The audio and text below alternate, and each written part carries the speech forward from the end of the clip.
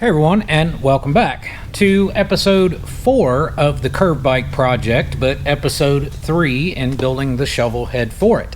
As I said in the last video, today we're going to be installing the tappets and tappet blocks from Gems, which is part of their top end oiling conversion kit, and we're also going to see if we have time to get our cylinders and pistons installed. So hang around.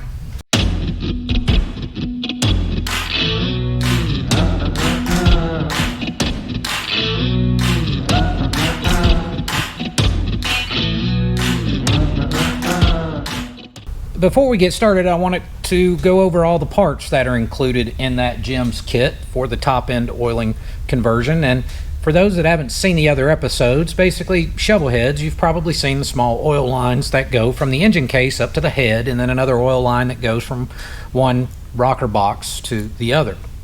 And that's how the top end is oiled traditionally on a shovel head. And then when it went to the Evo, it was oiled through the push rods and then through the rocker arm. Now, what Gems came up with is a way to convert the shovel head to the more modern Evo top end oiling style. Now, on this build, traditionally what they'd want you to do is they want you to put a plug here in the case. There's no need for the lines to be there. But I like the look of those lines, so I'm actually going to make a bushing that'll act as a plug, but also allow me to install those oil lines, just because I think they look nice.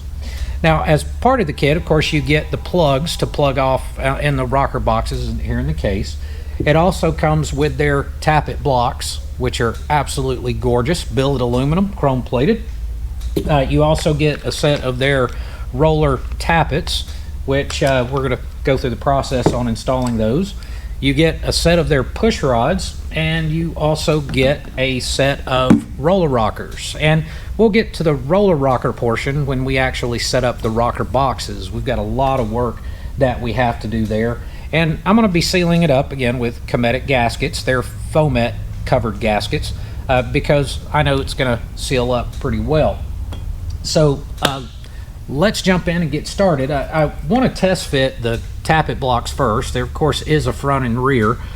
This one fits just fine. I've already taken a look at it. Now, I'd mentioned that I'm using acorn nuts on this project, and these blocks are a little bit thick. Now, under most situations, you wouldn't have this issue because you would just have a regular nut here, and it would be a little bit smaller.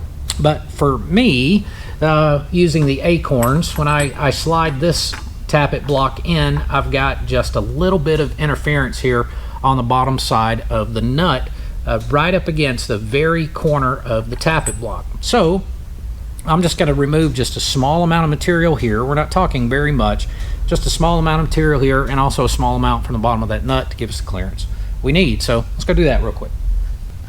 Several things we want to do here. This oil passage is small, and again, when we were prepping this case, we went through everything with pipe cleaners and air and solvents and everything else to make sure that hole was clear. And we've done that. Make sure that's your oil port there for your tappet block. Also, the gasket, I can go ahead and lay the gasket on there, give it a look, make sure everything lines up and that oil passage is not blocked. The next thing we want to do is on our blocks, again, that hole there. We want to blow some air through that, solvent, brake clean, something, whatever you got to do to make sure that this port right here is completely clear and clean, and you should feel air coming through, or again, see solvent or brake clean come through the oil ports on the inside of the tappet block. You can see here where I clearanced it slightly and then allowed for some thickness of the gasket. The acorn nut's going to hide that, so not overly concerned about it. We'll start with some assembly lube. I have already test fitted the tappets in there and checked the clearance, and it's perfect as I would have expected. And we'll just a little assembly lube in here. Now, put that to the side. We're going to put a little more assembly lube on the cam lobes here. And of course, we're going to prepare our tappets. We'll use the Gems vacuum chamber to do that and get all the air bled out of this. We don't want any dry starts. And then we're going to apply some assembly lube here on the rollers as well.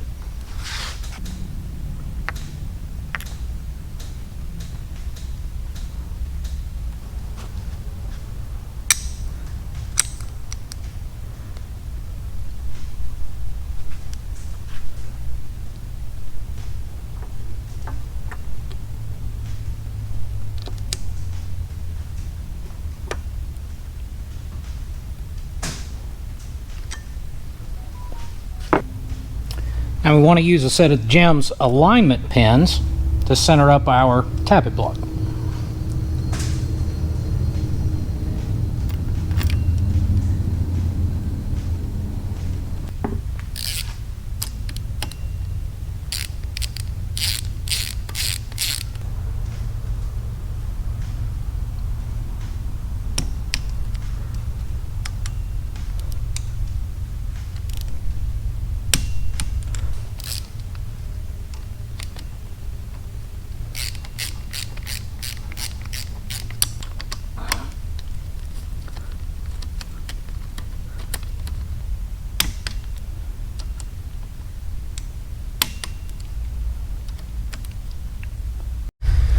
Alright, so this is kind of part 2 of the video, if you will.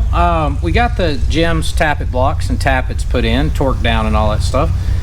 So now it's time, we're going to look at cylinders and pistons. Now, there's an aspect of shovelheads that I haven't really seen anybody touch on before. That's something that should always be checked when you're assembling these things. Now, a little bit of things some of you guys with later model engines may not know about.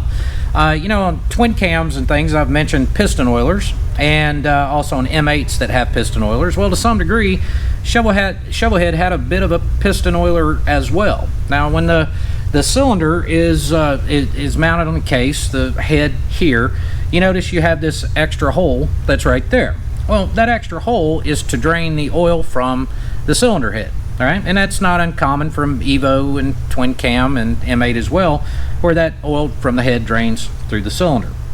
Now, what is unique about the shovel is it would come down this channel here on the side of the cylinder and then actually makes a turn and comes through the wall of the cylinder on the inside. Not sure if you're going to be able to see that. There's a hole in here right there on the inside of the cylinder. Not sure if you can see that. Anyway, you have to take my word for it. So that hole would drain and come out there. Now, and that oil that's draining out lubricates the skirt of the piston, which is pretty cool. All right. So one of the things we got to think about is where that hole is located, because if that hole is located a little bit too high, then you can actually get into the oil ring rail of the piston. That's going to make it smoke like crazy. Now, according to my good friend Barry Wardlaw, I talked to him about this, and he said there was a period, and I don't remember the exact years he said, but I think he said it was somewhere around 74 or something like that, that they'd actually had a few cylinders from the factory get out where that hole was drilled just a little bit too high, and they were smoking like crazy, and he remembers just changing cylinders back then to solve the smoking problem, and later on determined that it was the location of that hole. So this is one of those things that you always want to check. And even if you're building a stroker engine, this is, you know, a stock stroke, but if you're building a stroker, you have to think about those things because the piston's going to be a little bit lower in the bore. And so again, that hole here, it over lubricates, and then the thing smokes like crazy. Now, what's interesting, again, with one of these cylinders, as I've talked about before, this is a 2 rear cylinder head engine. So the front one has been rotated 180 degrees, and also the cylinder was rotated 180 degrees, so that drain line would add up, but would line up. Now, as part of that, this base, because it's rotated, you know, it's real fat on this side, so this was machined off, and then this tube, where your normal hole here for the cylinder drain would come through. Because that was shaved off, that area of where the cast-in drain used to be to make it smaller, then this tube is brazed in, makes the turn, and then goes into the cylinder. And so what we need to do is measure that hole, and we need to make sure that it's going to be in its proper location. It's not going to cause us any problems and smoke like crazy. So I want to show you guys a little bit of the process and the math by which to do this. There's several other things, because I don't know the entire history of this engine. There's no telling what could have possibly been cut, cylinders shortened, all that sort of thing. So I've already started measuring quite a few things here, and I'll hold it up and to zoom in here. So what we've got is, you know, both cylinders. I've measured both. The cylinder height's virtually the same, a 5-inch 330 thou versus a 5-inch 332. When I measure the lip on the top of the cylinder, this lip right here. The front one's at 165 thou, the other is at 200 thou. Of course, I'm going to even those up, but one part of checking that as well is that, yeah, that lip goes up inside the chamber of the head, and I'm going to be running a 40 thousandths head gasket. So it wasn't uncommon for people to take that lip and machine that lip down, which would explain why that one's maybe a little bit shorter. Machine that down so they could run thinner head gaskets to increase compression ratio. So what I'll do once I finally get all of this together, cylinders bolted on, of course I'm going to clay everything, make sure I have clearance from that lip, because I'm at this point I'm running my numbers. I'm going to kind of run a 40 thousandths head gasket is about where I'm thinking. It could end up that I need to run taller, because I'm trying to keep the compression ratio down on this thing somewhere between 8.5 and 9 to 1. It's not a performance build, and I'm going to have to use a very, very small battery to fit inside the gas tank, so I want to keep the compression ratio and cranking pressure down a bit. So it could be that once I fit this up and check clearance between that lip inside the chamber of the head, that I may have to cut one of these lips down a little bit as well, but we'll get to that later. The other thing is I'm also measuring the piston to deck, and at TDC and BDC I'm measuring on the piston, and I'll go into more detail when I show you how to take these measurements. I'm measuring the piston from the very top of the fire ring here down to the bottom of the oil ring groove. Then also I know I'm dealing with a 20 thousandths thick base gasket. I've made the decision, since this is an STD case and is a better than what a stock case would be. If it were a stock case, I'd probably be more likely to run the paper gaskets, but I'm going to run a steel gasket on the base from Cometic. And then a couple other measurements you have to take, and then I'm going to show you guys how to do the math on this, because again, this is a very, very critical step. And then we'll find out together exactly where that hole is, and we're going to hope that that we've got our clearance. All right, so let's start. We'll start with the rear cylinder, and since that's the unmodified one. All right, so I've just depth mic, got a set of calipers, I've got a machinist scale, and basically I've already measured the height of this right here, and that lip is 200 thousandths. I'm just keeping up with that as I go. So we got 200 thousandths there. I've already measured my overall cylinder height. Most of you guys are not going to have a surface plate and all that, so you can use a dial caliper to do this. Just pay attention when you do. So we'll do it this way instead of on my surface plate. I'm just going to verify one more time. I do in fact have 5-inch 332 thousandths on the cylinder height. All right, the next thing is I'm going to take the piston, and I want to measure from, again, the bottom of the oil ring groove to right here at the very edge of the fire ring. Now I can get relatively close with a machinist scale, and I can see that I'm right at 700 thousandths there, and you can verify it with this if you like, and we can do it this way. Yep, we're at 700 thousandths, so I've written that number down, 700 thousandths. This is a very important number here when we do the math, to make sure that our hole's not into our oil ring rail. I know I'm using a base gasket of 20 thousandths thick. I've already measured that. All right, so the first thing we want to do is measure the distance from the top of that hole. Let me see if I can find it. There it is. The top of that hole that's down inside there, we want to measure the distance from the very top of that hole all the way to the top of the cylinder. All right, and you can do that with your calipers here, and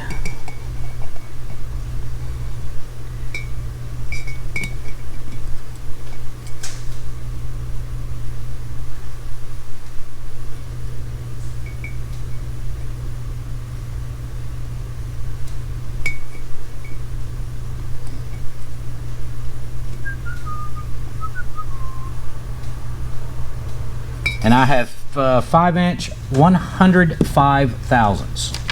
All right, just confirming that measurement there, 5-inch 105 thousandths. Okay, now we've measured the piston, we've measured that distance. Now we want to load the cylinder with the piston, and then we're going to take a couple of measurements there.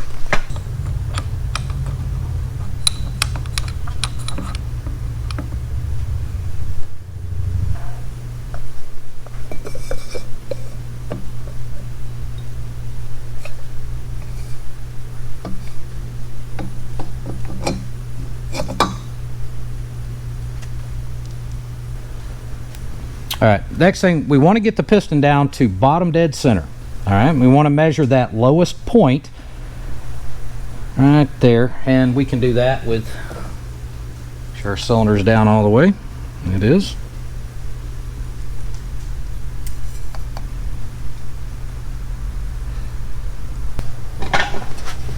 Okay, so we have distance to, we got 4" 310 thousandths. All right, and that's distance to bottom. So what we've done here, I'm going to try to explain this well. So we've taken a measurement from the top of the cylinder to the top of the piston, and then we're adding in the distance from the top of the piston down to the bottom of the oil ring groove, okay? Because again, we don't want to get into that hole. So we've taken those two measurements, and we've also measured the distance from the top of the hole to the top of the cylinder. All right, so now let's do the math. First, let's figure out exactly how far down in the hole that bottom of the O-ring land will be relative to the cylinder. So we're going to start by taking, we measured from the top of the cylinder to the top of the piston, so we have 4.310. And then we need to add in the additional 700 thousandths for the distance from the top of the piston to the bottom of the oil ring grooves. So then we're going to be at 4,310. We're going to add our 700 thousandths, and of course that's going to give us 510 thousandths. So we have 510 thousandths. Oh, excuse me. 510 thousandths. Okay. Now let's see where it's at relative to the cylinder. So if we measured from the very top of the cylinder down to the hole, we were at 5" 105 thousandths. Okay, so what we're going to do there, but we also have to remember this 20 thousandths for the base gasket. So when we add that 20 thousandths base gasket, we're going to be moving that cylinder 20 thousandths higher. Okay, so let's put that into perspective.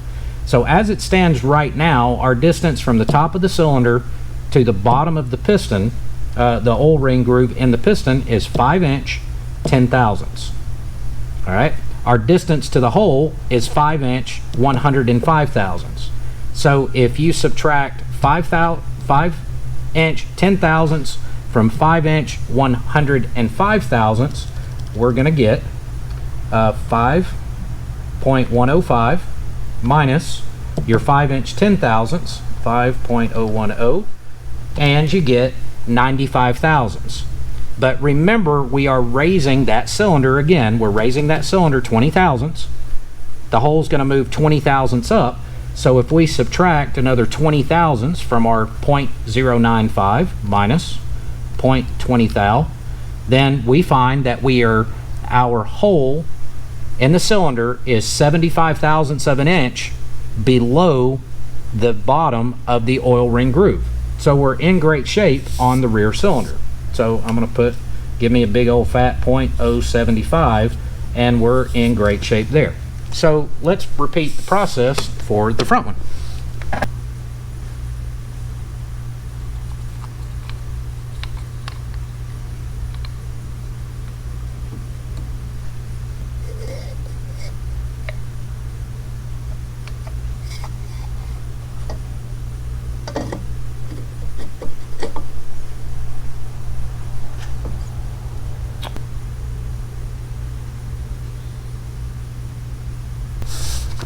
Okay, we'll start with our 4" 282 to the top of the piston at bottom dead center, 4.282.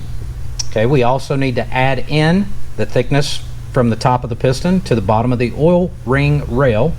We're going to add that to it at 0.700, and that gives us 4.982.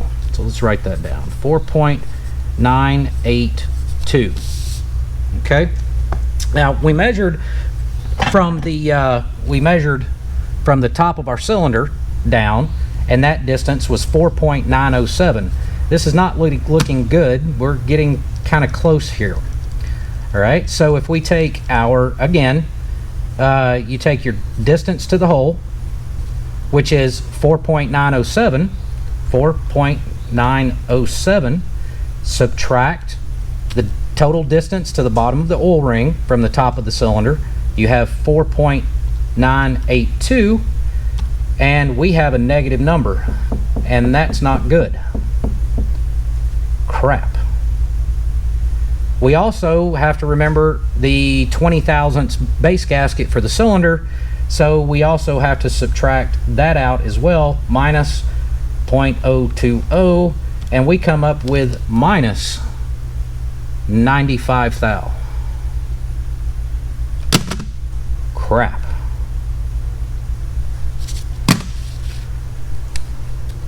Minus 0.095 thousandths.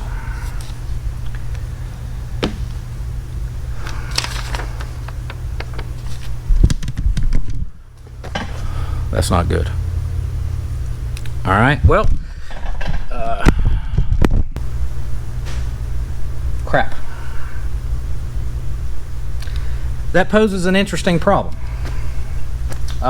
First off, what would happen if I put this together? Crap. One challenge after another, right? So what would happen is if I had put this thing together, the oil draining from the head would overload the oil ring rail. Also, these pistons, I don't know if I showed you or not, they're gas ported in the oil rings there. That would create a disaster, and this thing would smoke like a freight train. So only thing I can think of right off the bat,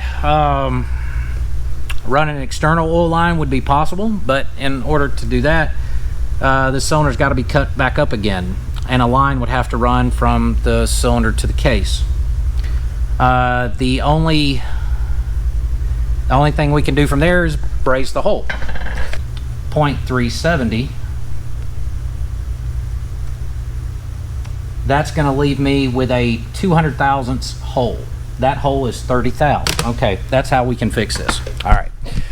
So the numbers can add up. It actually makes sense. So what I think what's going to be the best solution for this is I'm going to take that hole and open it up widthwise just a little bit to make up for just to give me the volume of the hole. So I'm going to open it up just a little bit and then braze the top of that hole, and I need to put about 200 thousandths worth of brazing in, basically covering not quite half of the hole. Then if I open the bottom of the hole up, then we should be in good shape. So let's do the math one more time. 0.370. Oh, excuse me. I'm 95 into it. I need to move it down 95 thou, or cover 95 thou of the hole, plus another 75 thou as a safety margin. So 95 plus 0.75, that puts me at 170 thou. If the hole is currently 370, that puts me with 200 thou. I open it up just a little bit, and we've got a hole the right size. Okay, well that pretty much ends this video. That was a surprise. Surprise I wasn't expecting. So I'll have to get that brazed up, and it'll be, the hole on the inside there. We braze it, and then by hand, very carefully, because these cylinders are already bored and honed, try to do that by hand with maybe a Dremel and get that just perfect so it won't damage the rings or anything. So I have to braze that up. So I guess what we'll do on our next video is get into the cylinder heads. Now, I've already done, because I knew the amount of work it was going to be, I've got over 30 hours in the rear cylinder head that became the front one. All right. And I put up the camera for a little bit of it, but to be honest, I was so entrenched in it, and it was quite a bit of a challenge. So I didn't film the whole thing, to be honest. I just kind of got aggravated. And I did take pictures. So the springs are done, the rocker box bolts are moved and relocated, the new seats installed, which I had to use massive seats because these heads have been worked several times already.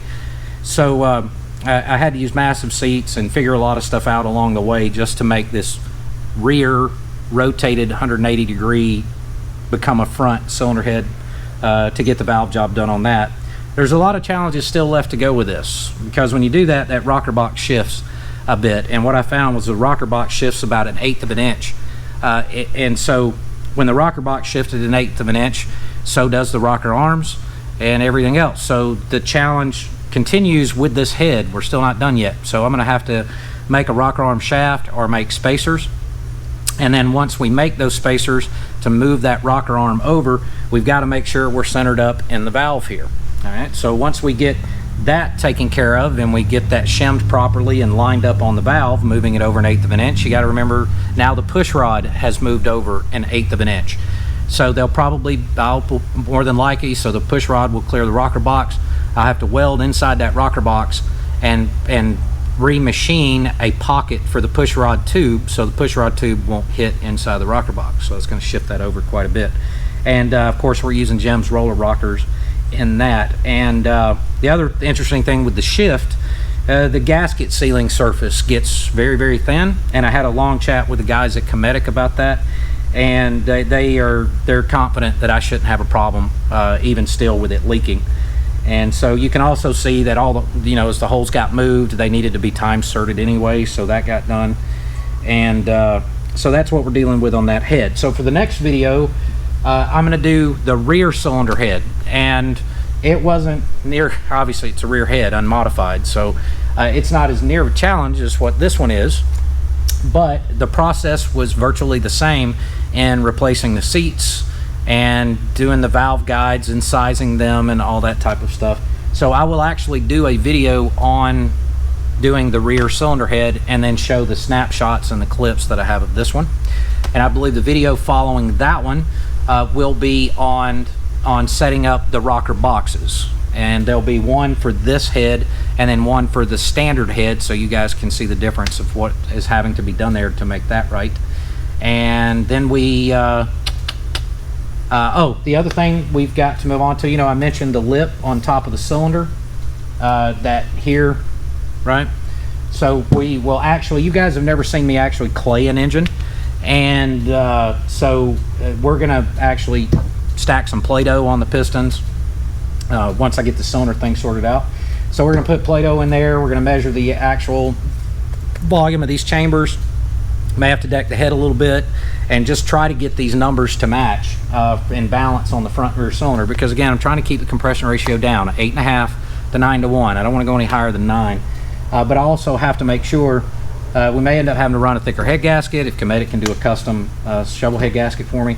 We may end up having to machine this lip down to make sure where that lip clears on the inside of the chamber here. You can see that area right there. We want to make sure that that's not hitting. So that will obviously affect the clamp load on the gasket if it's close, and what we want is about a 10/1000ths clearance between the top of that lip to the inside of the head to try to get that the quench band as narrow as it can possibly be, and I'm going to shoot for around 10/1000ths on that, and then we proceed. So that's where we're headed with the next video.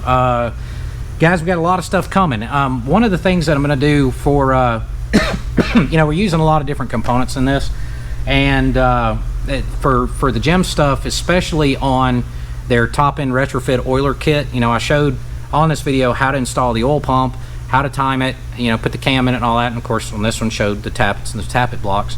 You'll get to see the roller rockers when we do the rocker boxes, but I'm also going to take these videos here and do Tool Tech Tuesday videos individually for gems, and tell you all the features and benefits of their top-end oiling kit, compare it to the stock stuff, and then tell you in more detail about that system and their oil pump and all that, because they're fantastic products, and I want to make sure you guys have all the information and again, all features and benefits on that stuff. And during the build, we really haven't had time to do that. But I also have some very good news. We're going to be doing the exact same thing, a full build series on Evolution, and Panhead. How about that? So we're doing shovel, we're going to do pan, we're going to do Evo. It's going to be filled with Tool Tech Tuesday videos from Jim's. We're going to go outline each individual tool, each individual process, everything from building a crank, truing a crank, changing your case bushings, and line lapping all your races, everything from start to finish on shovel, pan, and Evo. How cool is that, right? All right, guys. Well, hope you have a rest of your week or weekend, depending on when I put this video out. And as always, thanks a million for watching. Take care of yourselves and each other. Have a good one.